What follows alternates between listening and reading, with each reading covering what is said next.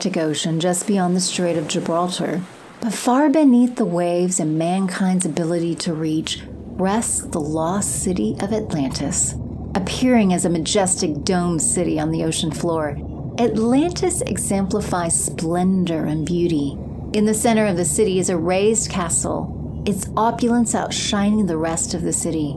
In the throne room, Namor sits on a grand golden throne as two members of his council speak with him. He is bedecked in a traditional long vest and fish-scaled pants. My king, I am afraid we do not bear good news. Our reports show that if the surface dwellers continue to kill the sea life at their current pace, in less than a decade we will be facing a hunger crisis Atlantis has not seen in 1,000 years. And we are receiving word from our outposts across the globe that our waters become more uninhabitable by the year. Heavy metals, waste of both biological origin and that trash heap out in the middle of the Pacific have made living in the affected areas almost untenable. We still have not been able to revive the outposts near the Isle of Japan due to the continued radiation leak. We humbly request that you try again to meet with the surface dwellers in their United Nations and petition them I have heard enough. Sir, if I may, I don't think you understand I have heard enough! And you shall not ever tell me what I do or do not understand! Namor glares down at the two counselors as they both bow deeply to him. I am very sorry, my king. Please accept my apologies for my hubris.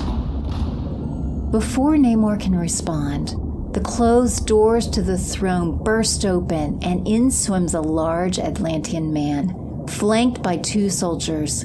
He is outfitted with golden armor that does not tarnish in the seawater and contrasts well with his scaly blue skin. In his arms, he carries a large humanoid-shaped object that is draped in a cloth. What is the meaning of this, Atuma? I am in a meeting. Hail, King Namor. My sincerest apologies, but this could not wait. May we have the room? Atuma approaches the throne while Namor dismisses the others. Atuma waits until they are alone before speaking. Namor, the surface dwellers have begun an offensive. They've attacked one of our outposts near the Indian subcontinent. And why am I just now hearing about this? I did not wish to create a panic. I did not believe the report at first, until...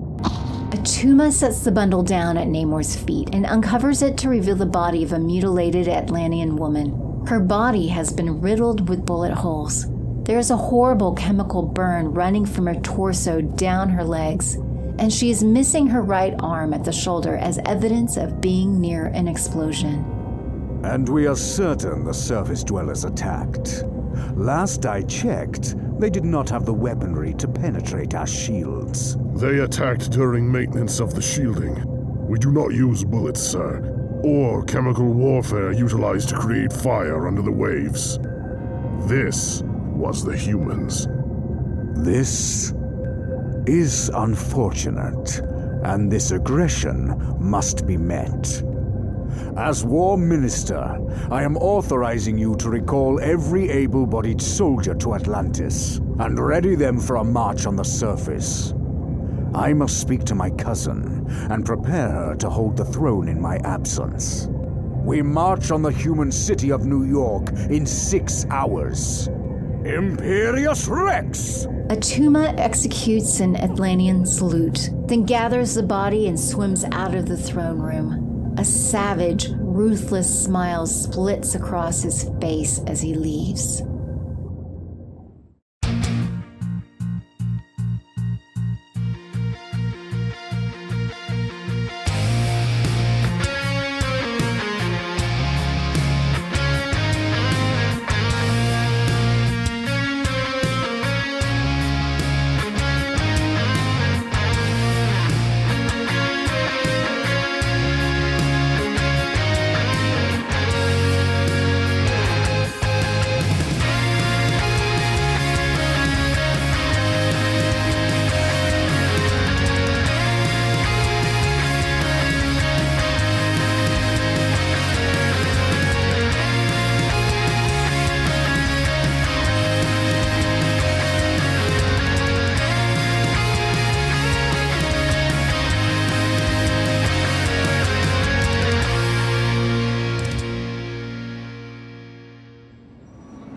Back on the surface, early morning light streams down a city avenue.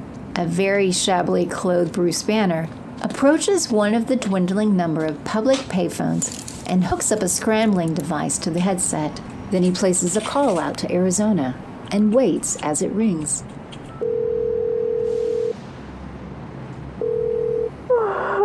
Hello? This is Betty. Hey, Betty. How's it going? Oh my god, Bruce, I've been worried sick about you. The attack in New York was a week ago, and you're just now calling me? Oh, and Ricky's been blowing up my phone the whole time. Betty Ross is Bruce's Spitfire girlfriend. She's also the daughter of General Thunderbolt Ross, Bruce's old boss back at the Gamma facility, and the man currently hunting him down. Rick Jones was the boy Bruce had saved during the test run that created the Hulk, but calling him Ricky was a code word for the couple. Yeah, well, the other guy kind of painted a target on me. Had to get out of the Big Apple and lay low for a bit as I headed west. But how are you and Ricky? I'm fine, except for worrying about you the whole time. And he's doing fine with his courses, but he got into a fight the other day, sticking up for you. He is your #1 fan. Yeah, well, of course he is. Tell him I'll be around soon. But will you? You can't keep running like this, Bruce. Have you thought about turning to your friends for help? What, that group the other guy teamed up with? The Avengers or whatever? No, they can't help me, Bets. I saw the videos later.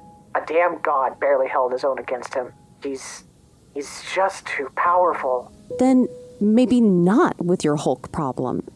You did help save the city. Maybe that could get you a pardon or something? Help get you-know-who off your back? Ha! Your father's not a dark wizard. No, but he can certainly be an evil jerk sometimes. Look, Bets, I gotta get going. My train is coming. I just needed to hear your voice. Bruce, I miss you. I want you to be able to come home. One day. I promise. In the meantime, I think some good, clean mountain air will help me clear my mind. Okay. Bye, Bruce. I love you. Love you too. Bye, Bets. Betty hangs up her cell and, knowing she can't go back to sleep now, gets up. She ties a bathrobe around her lithe form and heads downstairs to find her father and one of his tech cronies sitting at her kitchen table. A laptop sits open with other bits of hardware attached to it. She walks in just as the technical expert removes his headphones and shakes his head. I'm sorry, General. The best we got to see is somewhere between Columbus and Chicago. Oh, I'm terribly sorry about that, Dad. Was I supposed to hold on to him longer or something? General Ross stands as she enters.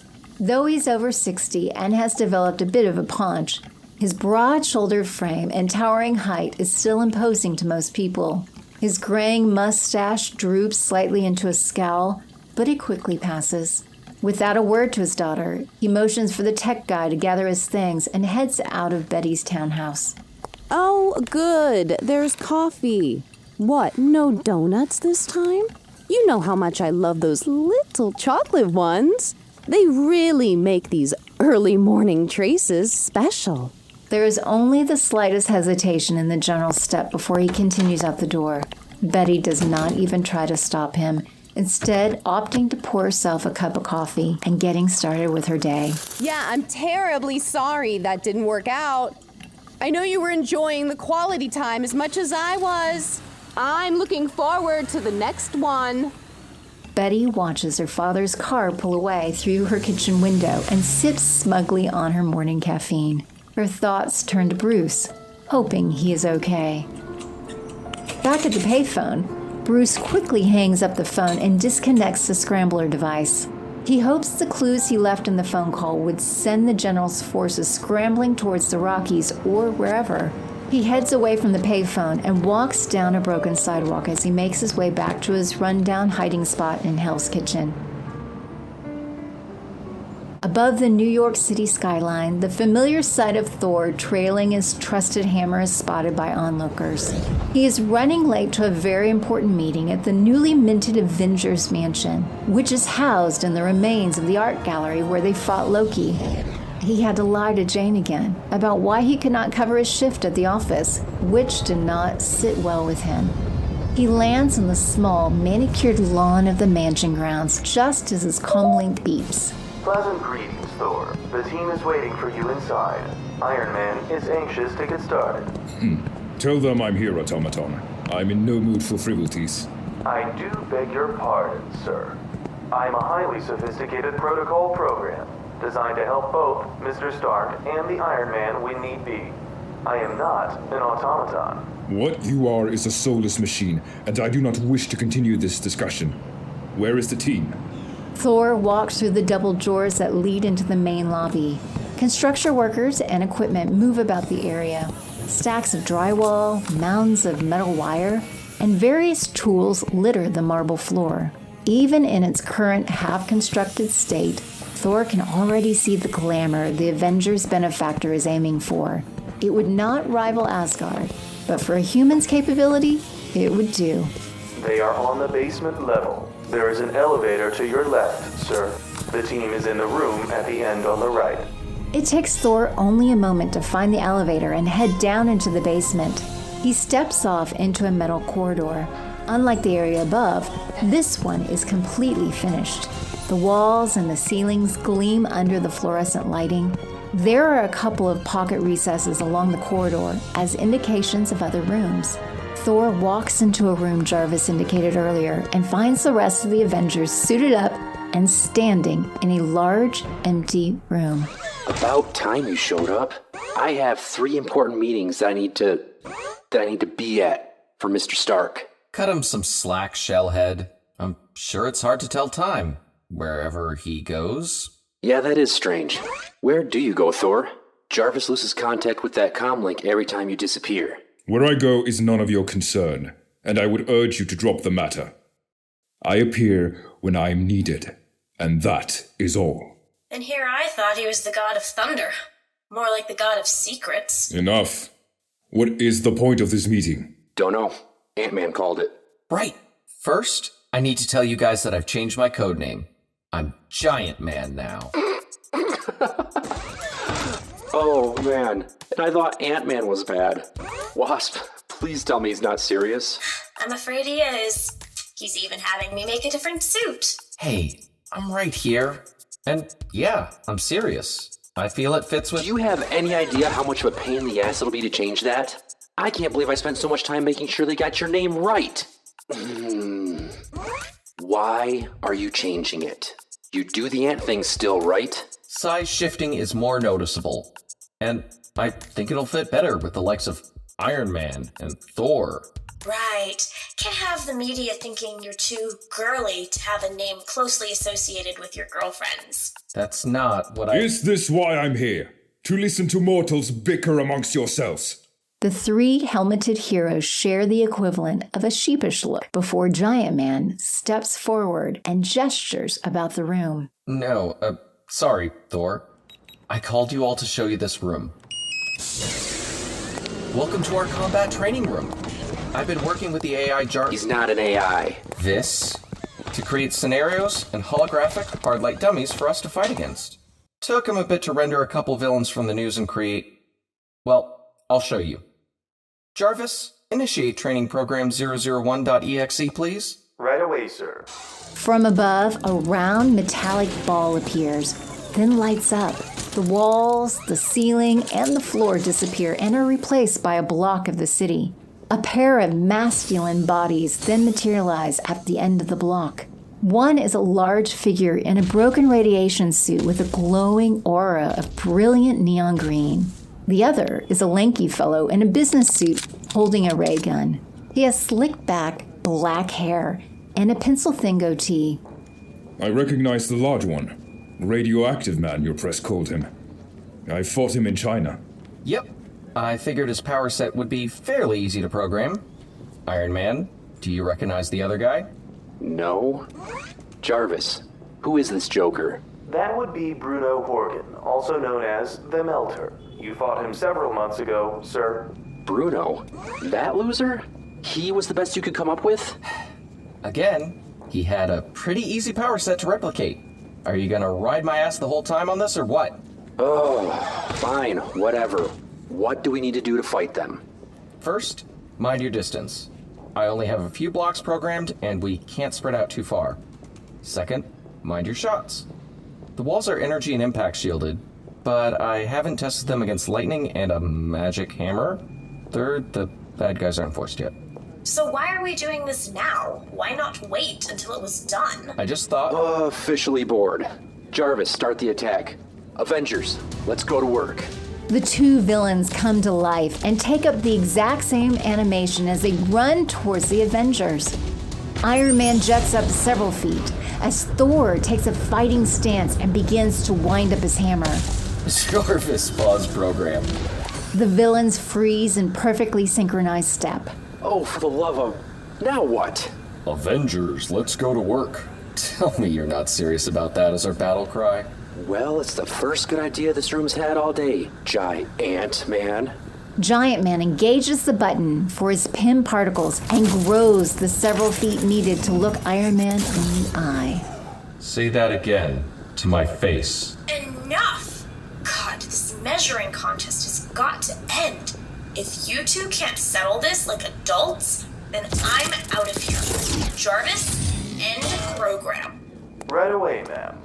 The city block fades away, returning the combat training room to its standard shape. The Wasp heads for the door with Thor right on her heels. Aye. This is no way to lead a team, and I have other... I'm terribly sorry to interrupt, but there's a priority call for Iron Man. Shall I patch it through? Yeah, Jarvis, send it to my helmet only. Right away, sir. Okay, Stark speaking. Rhodey, my man, what's up? I'm kind of in the middle of something.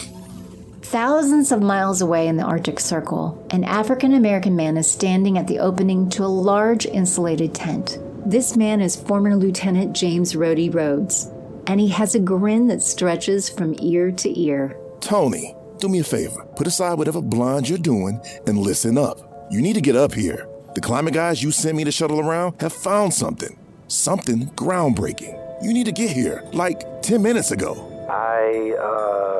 Well, that's gonna be an issue. I'm indisposed right now. But I can send my bodyguard to you.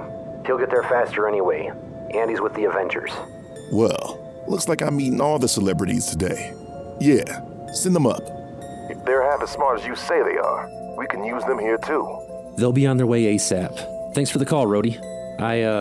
I'll see you when I see you. Your loss, man.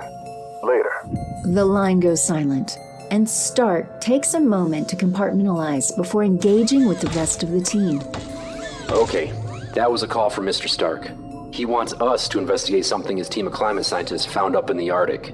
Says it's very important, and we need to go now. What? Just because Moneybags says jump, we say how high? I've got experiments running and the combat room to finish. If you're gonna fight me every time I say something, then you can stay behind. Better yet, you can get the hell off the team. There is a tense moment between the two men of science before the Wasp interposes herself between them. Come on, Giant Man. Let's shrink down and ride with Thor. This is what the Avengers are supposed to do. Fine. Let's go. Moments later, Iron Man and Thor, with the two shrunken heroes on the god's shoulders, take off from the mansion and head in a northeasterly direction as fast as they can. Ma'am? I'm sorry to intrude, but we have something on radar that, well, it's easier to show than explain. Well, try to explain it anyways, Adams. I assume it has something to do with why we stopped moving. We're seeing a lot of movement that we can't explain. The XO thought you should be made aware. Very well. Lead the way, Ensign. Aboard the USCGC Oak, Captain Williams follows one of her crewmen from the cabin back to the bridge of her ship. Her executive officer, Alenko, stands as she approaches. Captain on the bridge! What seems to be the trouble, Alenko? It's the strangest thing, Captain. It's like every aquatic animal is, well, running. Captain Williams leans over to peer at the radar console. It is also sensitive enough to ping off the marine life in the area. It is useful to make sure that they do not run over a pod of whales or anything. The technician screen is full of little green dots as the radar sweeps around, all moving at top speed. It's like the ocean is on fire. That is very odd. Did this just start up? Before EXO can respond, the emergency line lights up. The posted technician trainer immediately answers the call. This is the US CGC. Oh, what is your emergency? Over. Mayday. This is the Anthropods. We're going down. They're sinking my ship. Say again, we can barely hear you. What are your coordinates? Over. Both the captain and the XO walk over to the emergency technician station as she tries to keep the connection stable. I said we're going down. Under attack. Coordinates are... The line goes dead before the poor man can finish his sentence. Both Williams and Alenko share a worried look. Trainer, were you able to get a general head? His words are cut off as another call reaches Trainer's station. Then another, and another. Captain, something big is heading our way and fast. Bearing... Shit, it's on top of us! Something large rams into the Coast Guard ship, throwing everyone standing off their feet. Captain Williams quickly catches herself and glares at Adams as she runs for her command console. What the hell was that, Adams? Too much radar noise, ma'am. We can't... All hands, battle stations. We're going to make whoever is hitting us regret it. The tentacle the size of a school bus rises just off the starboard side of the ship. Everyone stops as shock and disbelief take root in their minds. They're witnessing a tall tale, a nautical legend come to life. It lashes towards the ship. Brace for impact. The giant tentacle rears back and readies itself for another strike. At the same moment, a second one appears off the port side. Alenko, sound the distress call. This is Captain Williams speaking. All hands abandon ship. I say again, this is Captain Williams. All hands abandon ship. Faced with the terror they have never seen before, it is pandemonium as the crew of the Oak race for the lifeboats. The tentacles begin working in unison to beat the ship into salvage. When we get back, I'm putting a thermal lining in the suit. This cold is unreasonable. Think you could fit one in for me, too? That depends. For this costume or just the new one? Why do I get the feeling that either answer lands me in the doghouse? Wait. Do you hear that? The Avengers come to stop in the air as Thor's gaze becomes unfocused and he scans the horizon. Hear what? Sounds like metal being shredded and people yelling. Jarvis, access all emergency bandwidths. Perhaps whoever is out there sent out an SOS. Right away, sir. Accessing. Yes, there appears to be several emergency broadcasts from ships all over the region. And why the hell didn't you push the notifications through? You did not tell me to do so, sir. At least I'm not the only one in trouble now. We need to go help the crews of those ships, Iron Man. It is our duty as Avengers. Hold up. We also need to investigate what Stark's team found up here. Then we should split up. Fine. Thor and I will head for the ships. You two go investigate the thing for Stark. And just how am I supposed to get there, shellhead? I can't fly. Then ride right, ocean. There are no ants. I hate to do this, but Iron Man, you and Giant Man should take the Stark case. Oh, come on! Not happening. Enough! The Wasp is right. We will not know what we will find, and we may need to stay in the air. Plus, they could use your brains there, dear Giant Man. You'll be more useful on dry ground than in the water. Fine. Come here, Iron Man. I need to hop over. Iron Man maneuvers over to Thor and Giant Man jumps from one hero to the other. Neither Avenger seems particularly happy about this outcome. All right, Avengers, let's do this. No. Sweetheart. Nay.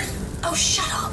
With that attempt at a rallying cry behind them, the four Avengers part ways. Thor and the Wasp head further east while Iron Man and Giant Man continue heading north towards the Arctic Circle. Better hold on to your butt, Bug. We're going supersonic. Don't you start with that bug bullshit!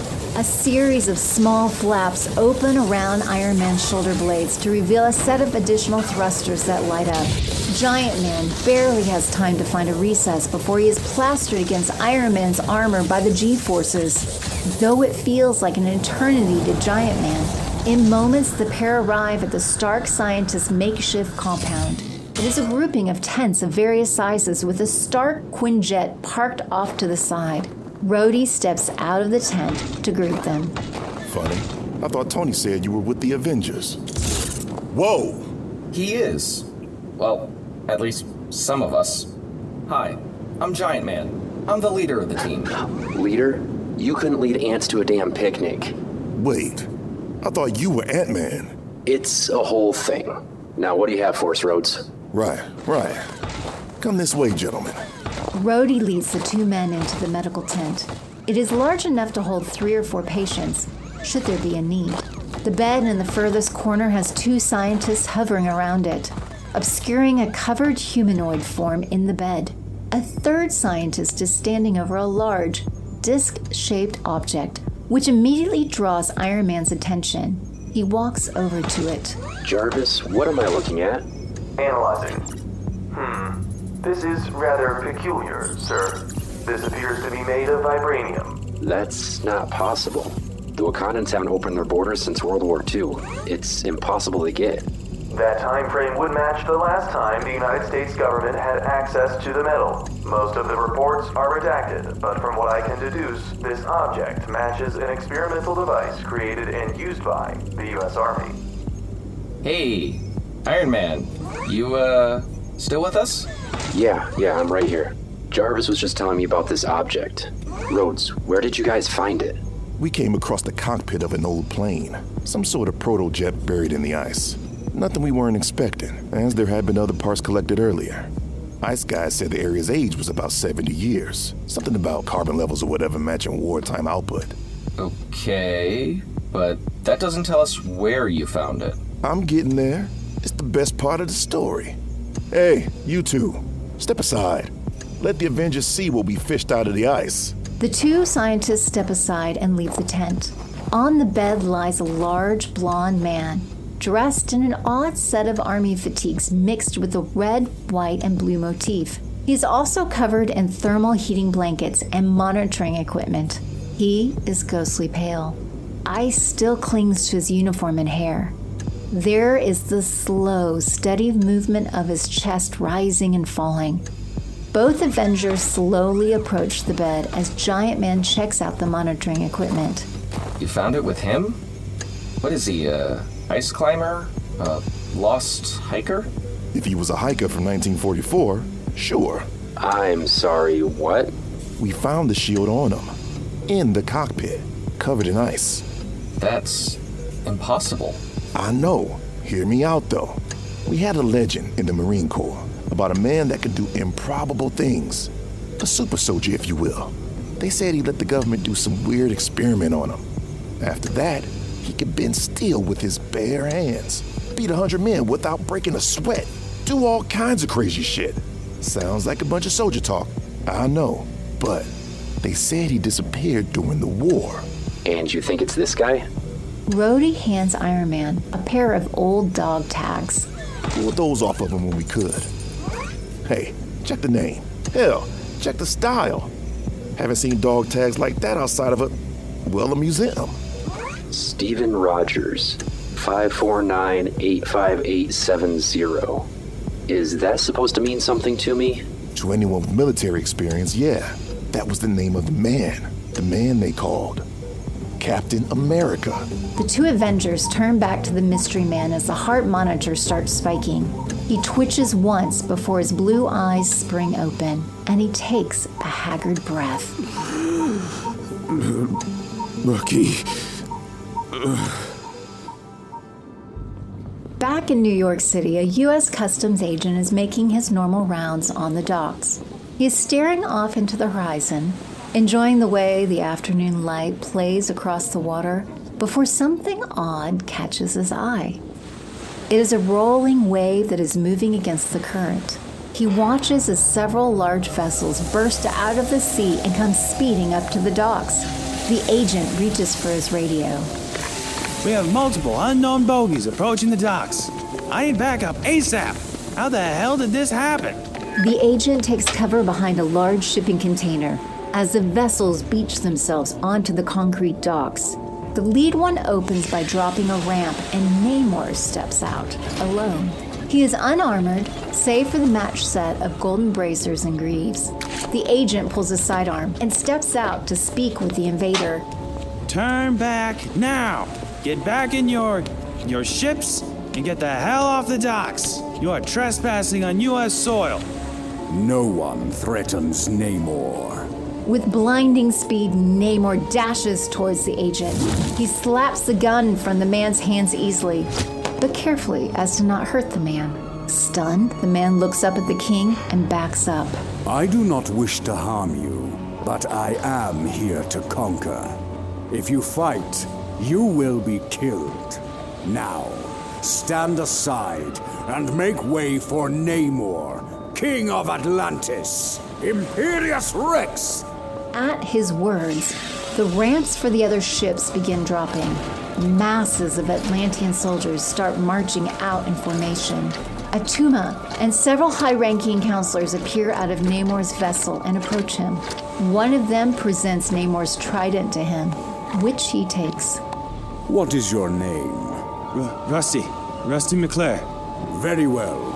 Atuma, take Mr. McClure here into custody as our first prisoner of war. See to it that he receives our best. Of course, my liege. Namor then raises his trident and brings the point down to indicate they are moving. Atuma holds back with a trusted captain and a firm hand on Rusty until Namor passes out of sight. Then Atuma turns to the agent and snarls. Run, little fish. As fast as you can. Rusty turns and books it for the safety of the shipping containers. Atuma holds his hand up to stop the captain. Wait for it. Now. The captain raises his spear and pulls the trigger. Energy crackles at the end, then blasts out towards their target. The shot rips through Rusty's heart. He is dead before his body hits the ground. Filthy humans. The world would be a much better place with their demise. Let the record show that the prisoner attempted to escape and had to be executed, as per the rules of Atlantean warfare. The captain nods his head, and the two fall in behind Namor's invading army. It really wasn't that bad, right? It was no better or worse than Iron Man's attempt earlier. Now, please, I need silence to locate the ship so we may help its crew. Right, sorry. We need to find them to help them. Thor and the Wasp have been traveling for several minutes as Thor attempted to track down the source of the banging metal and screams of panic. The conversation between the two had been stilted, awkward, and mostly one-sided on the Wasp's part. I wish Hank was here. I really need to lighten up on him. There is our foe. The Wasp looks up to where Thor is pointing and cannot believe her eyes. Two massive tentacles are ripping a U.S. Coast Guard ship to pieces while the crew is evacuating. Thor comes to a stop, hovering over the spectacle below. Man, did our lives get weird. Okay, Thor, what's the plan? We heat it until it stops moving. Come, fellow Avenger, once more into the fray. Ugh, I'll just not tell the others you said that. Could you elaborate more on the plan, or... No. Thor angles Mjolnir down and dives towards the ship at top speed, nearly knocking the Wasp loose from his shoulder. He lands on the crumbling deck of the ship, then hurls the hammer at one of the tentacles. Have at thee! I'm going to check in with the crew. Think you can hold it? I was fighting mysterious and powerful creatures before man could... Oh my god, just say yes, Wasp. I've got this. Yes, Wasp. I have this. All right. Finally, acting like a team. She flies off to find an officer of the ship, leaving Thor alone with the tentacles. Mjolnir returns to his hand as he stands there accepting the chastisement. She would fit in well with Sif and the Valkyries. One of the tentacles rears back and hurls itself at Thor, bringing him back to the moment. Come, Kraken spawn! Meanwhile, the Wasp flies out to the lifeboats. As she approaches, she notices the water is rather choppy around them. Wait, it's not the water that's rough. Are those orcas? Indeed, large black fins are breaking through the surface of the water as a pod of killer whales attack the sailors. The Wasp flits about from lifeboat to lifeboat until she finds a woman in a captain's hat arguing with a man of obviously lower rank. The sailors on this boat are armed, pointing their weapons at the water, but not firing. Endangered or not, it's either us or them at this point, ma'am. No, Adams, we can't just kill the goddamn orcas. I could help. Every sailor on the boat immediately turn their weapons on her. The captain gives the Wasp an angry glare. Wait, who the hell are you? I'm the Wasp, with the Avengers.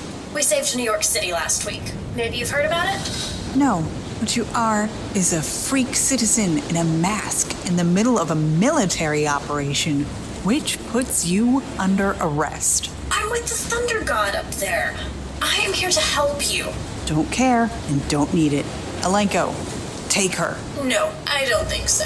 Just as another man moves towards her, the Wasp shrinks back down and flies away. She can see the sailors trying to track her with their weapons, but they quickly lose sight of her as an orca rams the lifeboat. That captain better give me some leniency for this. And my electrical insulation better not give out. The Wasp dives into the water, a decision she immediately regrets as the icy cold bites down into her very bones and drives the breath from her lungs. All around her, the pod of killer whales swim about as they continue to slam into the lifeboats. Focus. You don't want it to be seafood. She powers up her gauntlet-mounted blasters, then slams them together. Under the water, the electrical charge radiates out from her, catching several members of the pod. The seawater is a perfect medium to disperse it. The Wasp watches from under the waves as the pod scatters, then swims back up to the surface. Thankfully, the suits are vacuum sealed, so no water has seeped into her suit. Okay. Now just get out of here. Now you hold it right there. The sailors on the lifeboats, now that they are not under attack by the orcas, have surrounded the Wasp. All have their weapons trained on her. Thor, if you can hear me, I really could use your help. Hold, mortals! The sailors immediately turn their weapons on the floating form of Thor. He slowly descends towards the Wasp until he is right over her. God damn it, another one. Get your ass in a boat and surrender yourself to us or we will open fire. I have had a fantastic day today, so please just give me a reason. Have you no honor? No courtesy for those who saved you, your crew, and your ship? Thor gestures behind him with his free hand. Everyone can see the ship is still afloat, if heavily damaged. The sea monster is nowhere in sight. Look, there is a proper way to do things, and your way is quite improper. While I may be personally grateful to still be breathing, you and your associate are not legally allowed to be here. So by law, I have to take you in. Now get down here or we will shoot. Thor? Wasp? We could really use your help back here. So, God of Thunder, what's it gonna be? Do you think you can withstand the might of the United States of America? The more important question is, can you withstand the storm? Overhead, the clouds start to darken and roil with energy. Thor's eyes become blue-white points of electrical energy as he quickens the pace of Mjolnir's whirling. The water becomes choppy again, and the wind kicks up, knocking the sailors about and keeping them from maintaining a clear shot. Wasp! Your hand! The Wasp reaches up from the water and grabs his hand before the pair disappears into a white-hot explosion of energy and light. The sailors all shield their eyes and try to blink away the spots as they attempt to reorient themselves. Well, that went well. We just got schooled by a god and a girl. Adams, shut the fuck up. Minutes earlier, back in the medical tent, the nearly frozen man has awakened. His blue eyes dart about the tent and quickly size up what he will be up against. There are machines wired up around him that he has never seen before, beeping and screaming at him.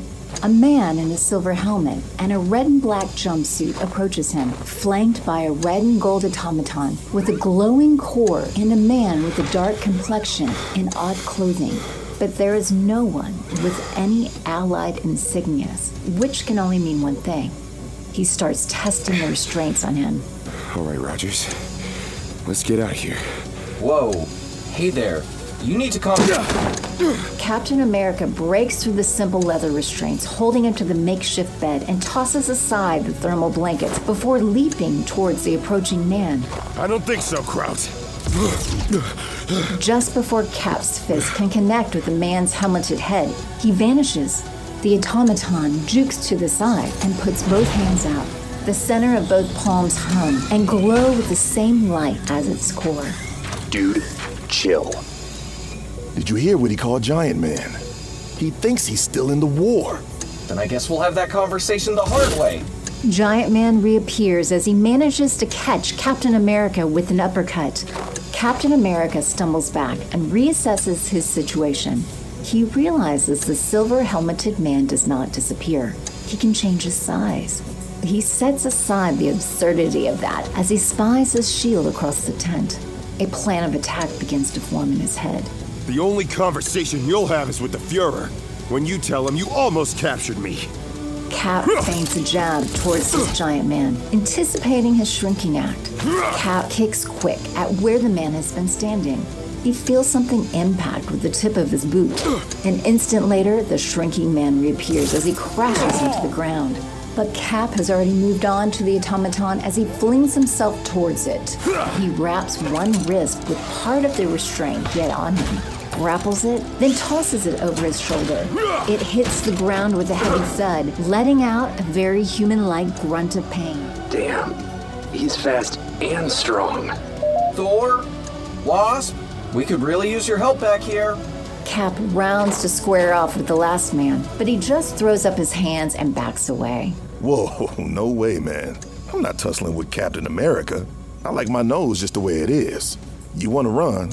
Go for it. Smart move, soldier. Now, if you'll excuse me. Captain America walks past him and grabs his trusty shield. He pushes open the tent flap, fully expecting more soldiers to try and stop him. But what he sees stops him in his tracks. There is no POW camp, no soldiers, nothing that he was expecting. Just snow, some rocks, and a couple of tents, and a plane-like contraption several yards away. Some people walk by nonchalantly, only to be startled by his appearance. The cold wind slaps him in the face as he slowly steps forward. He hears the tent flap open behind him and spins back around to face the threat, shield up in a defensive position. Whoa. Hey, we mean you no harm, Captain. Where the hell am I? At that moment, the wind kicks up and there is a booming roar of thunder behind Captain America. He spins again, fully expecting another attack. Instead, he sees two figures in a blasted-out crater that was not there a moment ago. One is a tall, muscular man, wearing medieval armor and carrying an oddly proportioned hammer. He is gasping and obviously weakened.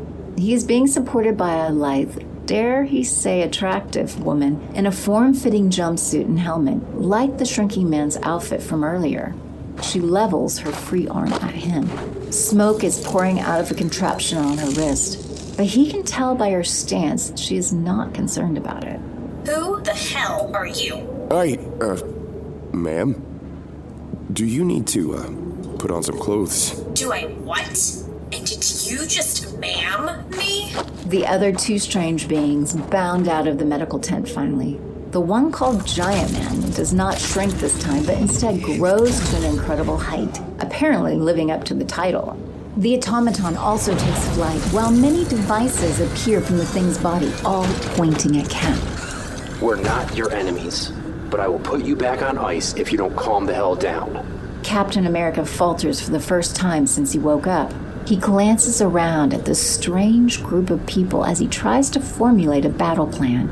Captain, the question is not where, it's when. No, that's... You're just trying to trick me. Giant Man, what's going on? Honestly, other than getting our butts kicked, I have no idea. Well, get one. I think Thor's hurt, and he's very heavy. Yeah, right. Iron Man, cover me. You betcha. Giant Man stalks over to the pair and gently eases Thor off the woman. Thor brushes Giant Man's hand off and straightens up. Now free, she slowly approaches Captain America. Look, I can't pretend to even know what's going on here, but you just managed to make those two work together for the first time today. So I'm going to take that as a sign. I'm the Wasp, and these are my teammates. We're the Avengers, and we don't mean you any harm. You know what? I believe you. If only because the Axis forces would never let a woman dress like you or talk to a man the way you do. Well, that's oddly chauvinistic. How about we sit down and you tell us what happened, from your perspective? There's not much to say. I was on a classified mission, and I really need to make contact with Alliance HQ. That's what I've been trying to tell you. It's not 1944. It's 2013. And we have a lot to catch you up on.